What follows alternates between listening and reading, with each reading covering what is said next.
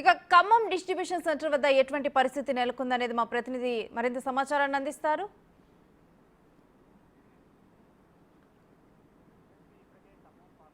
మొత్తం ఉన్న 7 నియోజకవర్గాల్లో కూడా మొత్తం కూడా అంతా సర్వం ఏర్పాటు చేశారు ఎన్నికల రిటర్నింగ్ అధికారి. మొత్తానికైతే మాత్రం ఖమ్మం ఉమ్మడి జిల్లా వ్యాప్తంగా ఉన్నటువంటి 1896 పోలింగ్ కేంద్రాల్లోనే మొత్తం సుమారు ఇప్పటికే ఆ 7 అసెంబ్లీ సెగ్మెంట్లలో మొత్తం 16,31,39 మంది ఓటర్లు ఉండగా అధికారులు గుర్తించడం జరిగింది. మొత్తానికైతే మాత్రం ఇక ఖమ్మంతో పాటుగా పాలేరు నియోజకవర్గ సమీపంలో ఉన్నటువంటి శ్రీ చైతన్య ఇంజనీరింగ్ కళాశాల ప్రాంగణంలో మొత్తం డిస్ట్రిబ్యూషన్ కేంద్రం ఏర్పాటు చేశారు ఎన్నికల రిటర్నింగ్ అధికారి. మొత్తానికైతే మాత్రం దీనికి సంబంధించి ఇప్పటికే చూసుకోవచ్చు.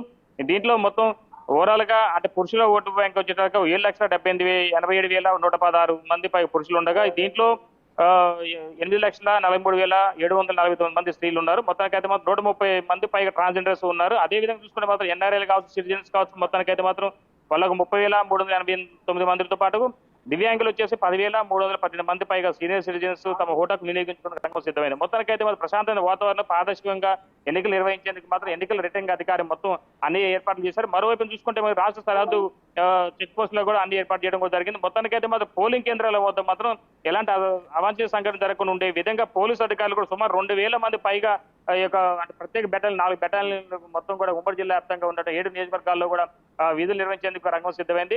అయితే మరికొన్ని గంటల్లో జరగబోతున్నటువంటి ఈ ఎన్నికల ప్రక్రియకు సంబంధించి డిస్ట్రిబ్యూషన్ కేంద్రాల వారీగా అంటే సెక్టర్ల వారీగా ఇప్పుడు మనం చూసుకోవచ్చు. ఖమ్మం పాలేరు నియోజకవర్గ పరిధిలో ఉన్నటువంటి కుస్మంచి సమీపంలో ఉన్నటువంటి శ్రీ చైతన్య ఇంజనీరింగ్ కళాశాల సమీపంలో ఈ సెక్టర్ల వారీగా కౌంటర్లు ఏర్పాటు చేయడం అన్ని ఎన్నికల సిబ్బంది పీఓ కావచ్చు, ఆర్ఓ కావచ్చు, ఓపీఓలు కావచ్చు, మొత్తానికైతే పిఎస్ సంబంధించినటువంటి వాళ్ళందరికీ కూడా అంటే ప్రత్యక్షంగా ఈ ఎన్నికల్లో అంటే వాళ్ళకి ఈవీఎం బాక్స్ కేటాయించే సమయంలో మొత్తం కూడా అన్ని వాళ్ళకు ఒక అవగాహన ఇచ్చి అది ట్రైనింగ్ ఇవ్వడం కూడా జరిగింది. దీనికి సంబంధించిన మొత్తానికైతే ఈ పోలింగ్ ఉదయం 10 గంటల నుంచి ప్రక్రియ స్టార్ట్ అయింది. 10 గంటల నుంచి మొదలుకున్న ఈ ప్రక్రియ మొత్తానికైతే మాత్రం మధ్యాహ్నం భోజనానంతరం అంటే 12 గంటల నుంచి 1 గంట నుంచి 2 గంటల వరకు భోజన సమయం ఉంటుంది. ఆ సమయం తర్వాత 3 గంటలకు వివిధ ప్రాంతాలకు ఈవీఎం బాక్స్ తరలించేందుకు కూడా రంగం సిద్ధమైంది. మొత్తానికైతే మాత్రం జియో ట్యాగింగ్ వెహికల్స్ ఏర్పాటు చేయడం కూడా జరిగింది అధికారులు. అయితే దీనికి సంబంధించి ఇప్పటికే మీకు ఉమ్మడి జిల్లా ఉన్నటువంటి 7 నియోజకవర్గాలు ఖమ్మం పార్లమెంట్ పరిధిలో 7 నియోజకవర్గాలు ఒకవైపున ఖమ్మం జిల్లాలో 5 నియోజకవర్గాలతో పాటుగా కొత్తగూడెంతో పాటు అశ్వరావుపేటకు సంబంధించినటువంటి నియోజకవర్గాల్లో కూడా దూర ప్రాంతాల నుంచి ఉన్నటువంటి అంటే ఏ నియోజకవర్గాల పరిధిలో ఆ నియోజకవర్గంలోనే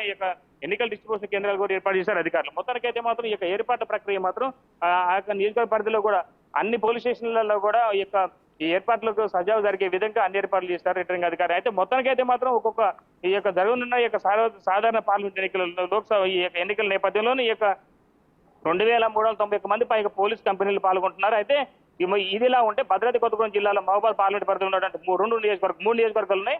ఒకవైపున ఇల్లందు, మరోవైపున భద్రాచలంతో పాటు పినపాక నియోజకవర్గం కూడా మహబూబాద్ పార్లమెంట్ పరిధిలో ఉంది. అయితే ఈ నియోజకవర్గాల సమీపంలో ఉన్నటువంటి ఓట్ బ్యాంక్ చూసుకుంటే కనుక సుమారు 174 అంటే 247 పోలింగ్ స్టేషన్లకు గాను 174 లొకేషన్స్ లో పురుషుల ఓట్ బ్యాంక్ వచ్చేసరికలుగా కేవలం ఆడ 1,98,800 మంది పైగా ఉన్నారు. మహిళలు వచ్చేటప్పుడు 1,10,000 పైగా ఓట్లు ఉన్నాయి. ట్రాన్స్జెండర్స్ తో పాటు ఎన్ఆర్ఐలు మొత్తం కలిపి 10 మంది లోపు ఉన్నారు. మొత్తానికైతే జిల్లా వ్యాప్తంగా అంటే 2,02,25,000 ఓట్ల మంది ఓటర్స్ తమ ఓటుకు వినియోగించుకు రంగం సిద్ధమైందని చెప్పుకోవచ్చు. ఒక పినపాక నియోజకవర్గంలో పోలింగ్ స్టేషన్ దాదాపు 145 250 పోలింగ్ స్టేషన్లకు గాను 45 పోలింగ్ స్టేషన్ లొకేషన్ గుర్తించారు అధికారులు. అయితే మొత్తానికైతే మనం చూసుకోవచ్చు ఈ పోలింగ్ స్టేషన్ పరిధిలో ఉన్నటువంటి సమస్యాత్మక ప్రాంతాలు సుమారు ఖమ్మం 5 నియోజకవర్గాల్లో పరిధిలో చూసుకుంటే కనుక అంటే 7 నియోజకవర్గ పరిధిలో చూసుకుంటే కనుక 209 సమస్యాత్మక పోలింగ్ కేంద్రాల్లో గుర్తించారు పోలీసు అధికారులు. అక్కడ కూడా ప్రత్యేక బెటాలియన్ ద్వారా ఏర్పాట్లు అంటే ఎన్నికలు సజావుగా నిర్వహించే విధంగా అన్ని ఏర్పాట్లు చేశారు అధికారులు. అయితే మొత్తానికైతే మాత్రం గతంలో గత అసెంబ్లీ ఎన్నికల సమయంలో ఎలాంటి అవాంఛనీయ సంఘటనలు జరిగినాయో అంటే చిన్న చెదురుమదురు సంఘటనలు జరిగిన నేపథ్యంలో వాటిని కూడా దృష్టిలో పెట్టుకుని అన్నింటినీ కూడా క్షుణ్ణంగా పరిశీలిస్తూ ఎలాంటి ఇబ్బంది ఎదురుకాకుండా విధంగా ఎలాంటి చికాకులు లేకుండా ఉండే విధంగా అన్ని ఏర్పాట్లు చేశారు ఆర్ఓ అధికారులు. అయితే దీనికి సంబంధించి ఎప్పటికప్పుడే కూడా అంటే పోలీసు ఉన్నతాధికారుల ఒక పర్యవేక్షణతో పాటు కావచ్చు, మరోవైపు చూసుకుంటే కనుక ఇంకా అంటే ఆర్ఓలు, పిఓలు అదేవిధంగా ఎన్నికల సంబంధించిన పలు శాఖ అధికారులు అందరూ కూడా కోర్టు సమయంతో ముందుకెళ్తున్న నేపథ్యం ఉంది.